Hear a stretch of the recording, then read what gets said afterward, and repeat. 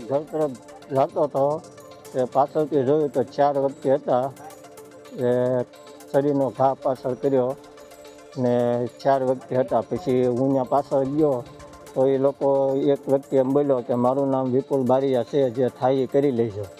આટલું જોયું મેં. પછી મેં કીધું મારા કાકાનો છોકરો છે, મારતા નહીં. કે મારું નામ વિપુલ બારિયા છે, જે થાય એ કરી લેજો. હવે બનાવમાં એવું હતું સાહેબ, 10 વાગ્યા મારામાં નરેશભાઈ ડાયબી છે કે નહીં, મારો ભાઈ છે, કાકાનો દીકરો એ ભાઈ થાય.